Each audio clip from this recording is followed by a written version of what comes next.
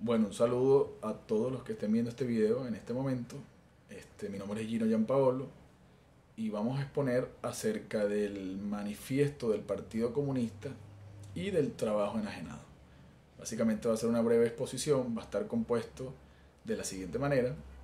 En primer lugar, el manifiesto del Partido Comunista. ¿Cuál es su contexto histórico? Un breve resumen, su propósito y la estructura que tiene este manifiesto. Y posterior a ello, pues vamos a hablar del trabajo enajenado. Todo esto, bueno, escrito por Marx. Entonces, bueno, en primer lugar, el contexto histórico, el manifiesto fue publicado el 21 de febrero de 1848. Tras la caída de la Francia de Napoleón, se regresa a la monarquía Borbón en el año 1815.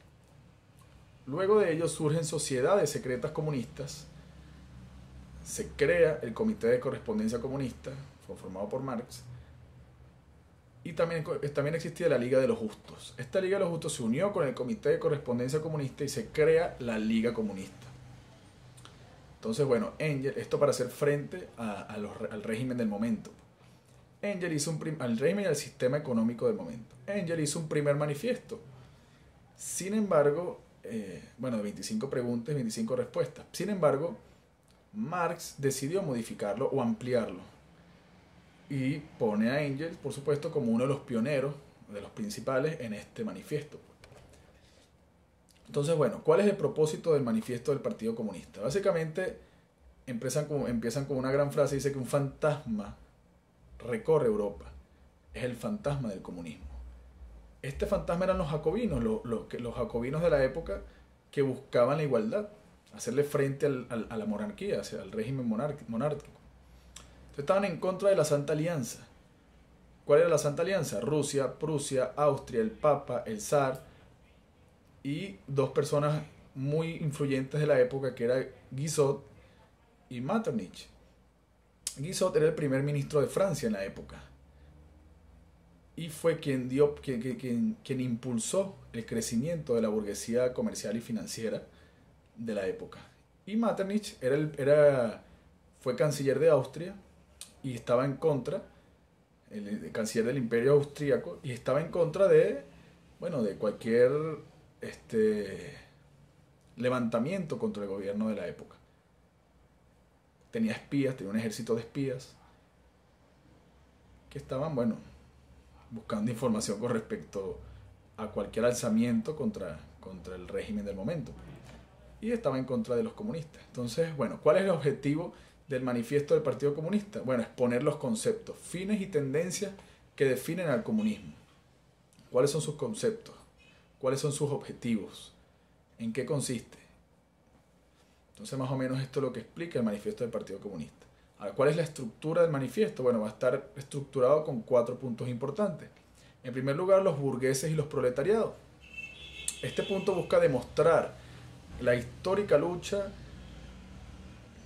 que ha existido durante toda la humanidad entre las clases. O sea, la lucha histórica entre clases durante la historia económica de la humanidad. Siempre ha habido una lucha de clases. De todas formas, esto lo vamos a ampliar más adelante. En segundo lugar, los proletarios y los comunistas. Busca demostrar la postura que tienen los comunistas dentro de las clases y refutar las acusaciones que le hacen a los comunistas. Explicar cuáles son sus objetivos, cuáles son sus planes, sus propuestas y refutar a aquellos que han criticado a la Liga Comunista. En tercer punto sería la literatura socialista y comunista, que es la diferencia que adopta la postura comunista con otras relacionadas. ¿Cuál es la diferencia que tienen con otras posturas que piensan, tienen puntos en común con respecto a los comunistas? Y en cuarto punto importante es la actitud de los comunistas ante los distintos partidos de oposición. ¿Con quiénes tienen alianza los comunistas? ¿A quiénes apoyan en los partidos de Europa? Entonces, comencemos. En primer lugar tenemos a los burgueses y los proletariados, el manifiesto del Partido Comunista. Empieza con una frase muy célebre, dice: la historia de nuestras sociedades hasta nuestros días es la lucha de clases. Ha habido siempre una histórica lucha de clases, entre clases opresoras y clases oprimidas. En la actualidad, o sea, en ese momento, en la época de Marx, la histórica lucha era entre burgueses contra proletariado. ¿Quiénes son los burgueses? Aquí vamos a dividir las distintas clases de la época. Pues. Tenemos primero los burgueses, la clase media, los proletariados y los lumpenproletariados. Los burgueses surgen de las ruinas de la sociedad feudal de la época. Ante la caída de los señores feudales, de la sociedad feudal, se crea esta nueva clase que es la burguesía. La burguesía siempre estuvo aislada, escapada de lo que era en ese momento, se escapó de lo que eran en ese momento los señores feudales a las villas. Entonces, esta sociedad está conformada por los capitalistas, los burgueses, que son los dueños de la fábrica, los caseros, los tenderos, los prestamistas e ideólogos burgueses. Luego tenemos la clase media, que la clase media son pequeños industriales, comerciantes, artesanos, campesinos, que son dueños de sus medios de producción. Y esta clase está amenazada por los capitalistas. Puede que sus medios de producción sean desplazados por los medios de producción capitalistas, industrializados. Entonces, esta clase puede ser reaccionaria o revolucionaria. Reaccionaria es que vuelvan a políticas anteriores y revolucionaria, o sea, volver a las políticas anteriores como eran antes, y revolucionaria es que se unan al proletario, se unan a los proletarios. En tercer lugar tenemos los proletarios, que son una sociedad, son los trabajadores, la sociedad no tienen propiedad, son la mayoría de la población y solo tienen su fuerza de trabajo y son los asalariados.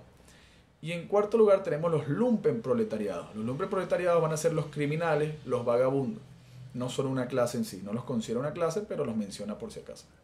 Entonces, bueno, vamos a hacer un breve resumen con respecto a qué consisten los burgueses y proletariados, el primer punto importante del manifiesto.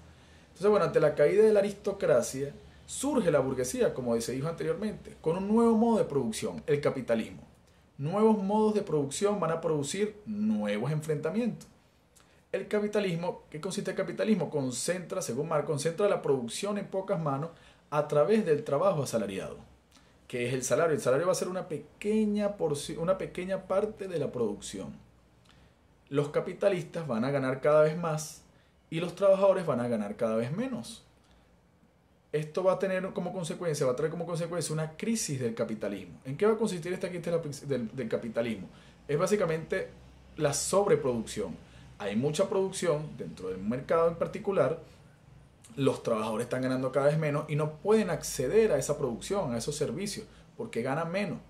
Entonces, ¿qué tiene que hacer el capitalismo? Tiene que reinventarse. No puede evitar la crisis, pero sí puede posponerla. ¿Cómo pospone la crisis? Básicamente de dos maneras distintas. De dos maneras. En primer lugar, a través del gobierno. ¿Cómo? A través de las ayudas sociales, de los subsidios, de políticas que impulsen el consumo por parte de los trabajadores, bueno, entre otros. Y en segundo lugar, la expansión de nuevos mercados. Es decir, al colapsar el mercado interno, buscan mercados fuera de sus fronteras, en otros países, instaurar el sistema en otros países, que esto permita salvar el sistema. Posterior a ello, causan la misma decadencia que menciona Marx en esos países y, bueno, continúan con la expansión del mercado. Pero básicamente a través de esas dos vías, todo por buscar posponer la crisis capitalista. Entonces, bueno, básicamente siempre es una lucha de clases y busca desde el despertar del trabajador. Es lo que ellos buscan, despertar del trabajador, de su conciencia, de la esclavitud que tiene. Entonces, bueno, en segundo lugar tenemos los proletarios y comunistas. El segundo punto de manifiesto. Bueno, ¿qué plantea la postura comunista? No se oponen a los partidos obreros, no defienden intereses de un grupo particular, sino de todos en general, de todos en su conjunto, de toda Europa, que sea la clase obrera. ¿Cuáles son sus objetivos? Sobreponer a los proletariados como clase dominante del Estado, la clase dominante de los países, la conquista de la democracia, la abolición de la propiedad privada, pero solo de los medios de producción. Y hay que hacer un énfasis en esto. No es la abolición de la propiedad privada del artesano, del campesino, del que consiguió su propiedad con su trabajo y su esfuerzo individual, o de las cosas individuales que tienen. No, ellos hablan de la abolición de la propiedad privada de las empresas, de las fábricas que están apropiadas del trabajo ajeno, de los trabajadores, que están pagando sueldos por el nivel de subsistencia y haciendo que cada vez los trabajadores sean más pobres. Ellos hablan de la apropiación de esa fábrica, de esos medios de producción. La destrucción de las relaciones productivas burguesas, es decir, lo que se considera como salario, no se siga pagando un salario, sino básicamente que quede mayor renta para los trabajadores. El centralizar los medios de producción, es decir, la expropiación por parte del Estado, de tal manera que hay una mejor distribución de la riqueza. Un impuesto progresivo a los que ganan más, es decir, un mayor impuesto a quienes tienen mayores recursos. La abolición de la herencia, ya que Marx en un capítulo 24 de Capital establece que uno de los causantes de la acumulación de capital, la acumulación originaria, es la herencia, el capital que pasa de familia en familia.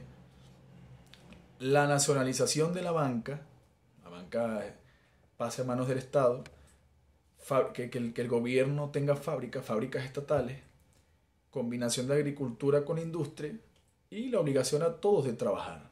Es decir, todos están obligados a trabajar, pero para ayudarse entre ellos, para ayudarse unos a los otros, no esclavizados, para ayudarse. El tercer punto sería la literatura socialista y comunista. ¿En qué va a consistir? Bueno, está dividida en varios términos, en varios puntos. En primer lugar tenemos el socialismo reaccionario, que se divide a su vez en socialismo feudal y en socialismo pequeño burgués. El socialismo feudal pasa de la economía política a una economía cristiana. Tocan esto de manera cristiana, pues religiosa. Y es criticada porque viene de los señores feudales, criticada por Marx, no comparte su ideología porque viene de los señores feudales que buscan restablecer el antiguo sistema, pues. En segundo lugar, porque no pudieron contra el poder de la burguesía. En segundo lugar, el socialismo pequeño burgués. Este socialismo pequeño burgués propone un seguro de desempleo, beneficios de enfermedad y regulación de horas laborales. Sin embargo, también es criticado por Marx porque indica que quiere restablecer antiguas formas productivas, simplemente con toques más modernos, pero las antiguas formas productivas. En tercer lugar, tenemos el socialismo alemán. Esto saliendo de los dos puntos de socialismo reaccionario. Luego pasamos al siguiente punto, después del socialismo reaccionario, con estos dos puntos que vamos a explicar, que es el socialismo alemán. ¿Cuál es el socialismo alemán? Fue planteado nada más y nada menos por el antiguo maestro de Marx y Engels, a quienes ellos después, desplazaron. Y su nombre era Moses Hess. Él puso de acuerdo a la literatura socialista y comunista francesa con la filosofía alemana. Sin embargo, fue criticado por Marx porque dice que aplicar el socialismo en Alemania no son las mismas condiciones, son condiciones económicas totalmente distintas a las que había en ese momento en Francia. Entonces no era eficiente. Luego tenemos el socialismo conservador burgués, planteado por Pierre Joseph. Él busca el comunismo por vías pacíficas. Dice que la vía para llegar al comunismo es por vías pacíficas, y esto es criticado por Marx porque dice que, en primer lugar, indica que no es posible llegar al comunismo por vías pacíficas, ya que Marx planteaba el tema violento, el tema de llegar al comunismo, al gobierno por las vías violentas, al sistema derrocar el sistema por las vías violentas. Y en segundo lugar, él indica que el señor Pierre busca ayudar a la burguesía en nombre del proletariado, es decir, se disfraza sus intenciones para ayudar a la burguesía en nombre disfrazado como un líder de proletariado, como un defensor de los proletariados. Luego tenemos el socialismo crítico utópico, que básicamente lo plantean dos posturas. En primer lugar, la postura de Franciu Mercy. Él establece el salario mínimo, o sea, como una vía para la solución, un salario mínimo y dinero a desempleados, igualdad de las mujeres y la creación de folansterios. Estos folansterios van a ser edificios para organizar a la sociedad. Tienen dentro de sus estructuras trabajo, todas las cosas básicas que necesita el ser humano. En segundo lugar tenemos a Robert Owen. Él plantea otra postura, él plantea unas jornadas laborales de 8 horas, una comunidad con cocinas cómodas y una educación dependiente de la comunidad, que no dependa directamente del Estado, sino de la comunidad en sí. Sin embargo, son criticados por Marx y Engels, ya que indican que no ven el potencial revolucionario del proletariado y también porque establecen salarios, cuando aquí lo que busca Marx es derogar el salario, eliminar el salario como un medio de pago. Entonces, bueno, posterior a esto tenemos la actitud de los comunistas ante los partidos opositores. En esa época había movimientos políticos en distintos países de Europa. En primer lugar tenemos a Francia. Francia, ellos tienen su alianza, los comunistas tienen su alianza con el Partido Democrático Socialista que va contra la burguesía. Son las alianzas que tienen ellos con distintos partidos de los países. En segundo lugar, tenemos a Suiza, ellos apoyan a los radicales para que vayan en contra del régimen, los radicales de la época. En tercer lugar tenemos a Polonia. Polonia, ellos apoyan el partido que sostiene la revolución agraria. Estamos hablando de esa época, a quienes ellos apoyaban. En cuarto lugar tenemos a Alemania, y aquí hay un caso muy curioso. En Alemania los comunistas van a apoyar a la burguesía, pero solo para que vaya contra la monarquía. El objetivo de ellos es apoyar a la burguesía derroca a la monarquía y después de eso ellos, los proletariados, derrocar a la burguesía. Es el objetivo de ellos en Alemania. Y bueno, ellos insisten que los objetivos serán logrados a través de la violencia. Y termina el manifiesto con una frase más o menos, bueno, una frase célebre, dice: proletarios de todos los países, unidos. Luego tenemos por otro lado el trabajo enajenado. ¿Qué es el trabajo enajenado? Antes de esto tenemos que definir qué es enajenar. ¿En qué consiste? Bueno, enajenar significa vender, donar o ceder un derecho. Entonces, bueno, en el capitalismo, hablando del trabajo enajenado, en el capitalismo el trabajador queda rebajado a ser una mercancía. Su miseria aumenta mientras que aumenta la productividad. Aquí Marx va a resaltar el hecho de que la lucha es de los propietarios contra los obreros. Propietarios de las fábricas contra los obreros. Entonces, bueno, Marx parte de un hecho actual. La crítica que hace Marx a Smith y a los pensadores de momento es que ellos basaban su análisis en hechos pasados. Aquí no, aquí Marx está hablando de un hecho que está ocurriendo en la actualidad. En la actualidad, en ese momento. Bueno, no sabemos si hasta estos días, pero en la actualidad de ese momento. En esa época, en ese contexto. Y él dice que es un hecho actual que está ocurriendo, que es la desvalorización del mundo humano. Se desvaloriza al crecer la valorización del mundo de las cosas. Resalta esa lucha que hay en esa época y de cómo se desvaloriza el ser humano ante el aumento del valor de las cosas. Cómo pierde su esencia, su espiritualidad, su energía, por el aumento de la producción. Entonces, bueno, la enajenación es básicamente que considera la relación que tiene el trabajador con tres puntos importantes. En primer lugar, la relación que tiene el trabajador con el producto de su trabajo, es decir, con el objeto en sí. En segundo lugar, la relación que tiene el trabajador con la actividad productiva, con la actividad que realiza en el momento. ¿Qué ocurre ahí? Y en tercer lugar, la relación que tiene el trabajador, el individuo, consigo misma. Consigo mismo? ¿Cómo están? Entonces, bueno, en primer lugar, con el producto de su trabajo. Básicamente el trabajador invierte su vida en el objeto, se dedica al objeto. Invierte su tiempo y su pasión en fabricar el objeto en específico. Pero ¿qué es lo que ocurre? Que con el trabajo enajenado, el objeto se vuelve contra él. Ya él pasa a depender del objeto. Ya no es que el objeto depende de él, ahora él depende del objeto, de las ganancias que genere ese objeto.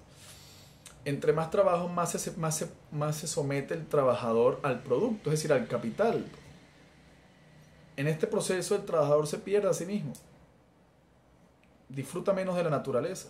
¿Y por qué ocurre esto? Porque depende de un salario. Él fabrica un objeto. Ese objeto lo vende el capitalista a ciertos precios. Fabrica miles y miles y miles de objetos. Bueno, las cantidades que sean. Pero eso él solamente recibe una pequeña porción. Pero él tuvo que invertir trabajo. Horas laborales. casi puede haber sido todo un día completo. Y eso lo hace desprender a él de su energía, de su espiritualidad, de su familia. Porque tiene que pasar todo el día sentado, esclavizado, produciendo ese objeto. Por eso se vuelve en contra de eso, el objeto se vuelve en contra de él. Es un castigo para el trabajador, más que un beneficio. En segundo lugar tenemos la actividad productiva, y de una vez explicamos también la relación que tiene con la actividad productiva y consigo mismo.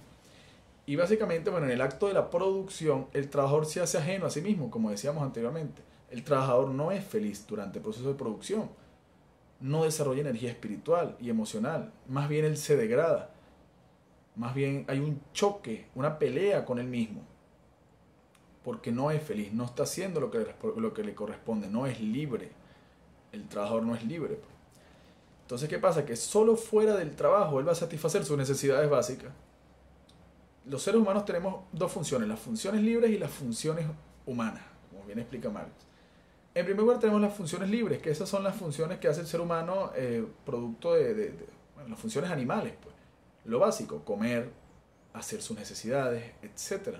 Básicamente esto es el poco tiempo que le queda al trabajador, es solamente para realizar sus funciones animales, la alimentación, si tiene tiempo para la reproducción y la de los desechos pues, del ser humano, las necesidades, hacer sus necesidades. En cambio, las funciones humanas, que donde uno debería ser libre, donde ahí es donde entra el trabajo, que es la actividad vital, como lo define Marx, del ser humano, aquí no es su actividad vital, aquí el ser humano está oprimido, aquí es esclavo.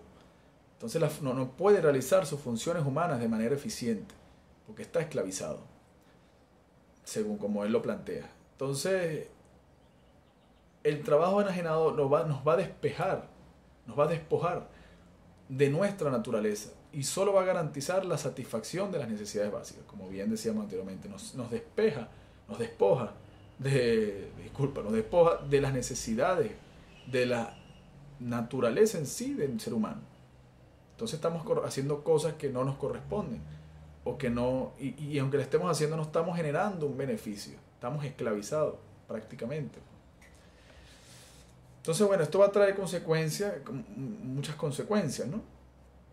Ocurren varias enajenaciones. En primer lugar, la enajenación respecto al cuerpo inorgánico del ser humano, el cuerpo espiritual, no en sí al organismo, que también hay una degradación ahí, sino también a la espiritualidad, a la esencia del ser humano. Respecto a su actividad esencialmente humana, también ocurre una enajenación. No estás haciendo lo que te corresponde, a lo que te dedicas, o lo que te hace sentir libre, pues. Simplemente con tener menos horas laborales y dedicarte a otras cosas, a disfrutar de la misión que tienes aquí, porque venimos a la tierra a trabajar, y todo lo que se ha hecho a lo largo de la historia, todo lo que se ha logrado, todo lo que hemos logrado hasta el sol de hoy es a través del trabajo. Pero la idea es un trabajo digno, un trabajo libre, que te permita tener mayores ganancias, mayores beneficios y sin estar esclavizado, disfrutar de la propiedad, del mundo. Porque ahí es donde entra Marx en uno de los artículos, que dice que el proletariado no tiene nación, no disfruta de su familia, que lo decía anterior, bueno, no lo mencioné, pero lo decía en Proletariados y Comunistas. No tiene nación, no tiene familia, porque tiene que estar dedicado todo el día a trabajar, no disfruta de eso. En cambio el capitalista sí lo tiene, sí disfruta de eso, porque tiene el tiempo para disfrutar de su familia, para disfrutar del país, de la patria. En cambio el trabajador no tiene tiempo para eso. Entonces, bueno, la enajenación con respecto al género mismo, el ser genérico, como lo menciona Marx, se desprende de su género, el trabajador se desprende de lo que es, de su esencia, porque el trabajo es su medio de existencia física y no su libre desenvolvimiento. Tú puedes trabajar libremente, en lo que tú te dedicas, lo que tú sabes, en tu libre desenvolvimiento, pero no, estás trabajando solamente para satisfacer tus necesidades físicas básicas, y a veces ni siquiera para eso, a veces no es suficiente. Y entonces, ¿qué va a traer esto como consecuencia? Básicamente, bueno, la enajenación del hombre con respecto al hombre. Nos enfrentamos a nosotros mismos. Hay una lucha interna entre los individuos, porque no son felices. Y eso trae consecuencias, pues. Consecuencias de ello, cómo se relacionan ellos con los demás. Consecuencias hasta en salud mental, en muchas cosas. Hay un choque entre ellos, una pelea del hombre con respecto al hombre, el ser humano con respecto al ser humano. En segundo lugar, bueno, el producto del trabajo, y el trabajo es propiedad de otra persona más. Es decir, lo que se produce, lo que el trabajador crea, produce, no es de él, es de otra persona. Y ni solamente el producto, sino él también es de otra persona. Él está esclavizado por otra persona, que en este caso es el capitalista. El capitalista es el dueño de la producción y es el dueño del trabajador. En tercer lugar, se va a crear la propiedad privada. Este trabajo enajenado crea la propiedad privada, que a su vez, esta propiedad privada crea trabajo enajenado, produce trabajo enajenado, la relación de trabajo enajenado. Y en cuarto lugar, pues la propiedad privada es la propiedad del capitalista, es el dueño de la propiedad privada. Y con la excusa de la propiedad privada, el trabajador no puede hacer nada, porque él es el dueño. No puedes hacer nada ahí. Simplemente estás sometido a la forma de producción dentro de esa propiedad privada, que es una forma de producción asalariada que produce trabajo enajenado, la relación de trabajo enajenado. Que básicamente el trabajo enajenado es el intermediario entre el trabajo y el capitalista. Entonces, bueno, básicamente esto es lo que plantea Marx en estos dos puntos. Se trató de hacer de una manera resumida, puntual, de tal manera que no se hiciera tan largo el video. Espero que haya sido de su agrado, que le haya servido y bueno, muchas gracias y espero que le haya servido. Gracias.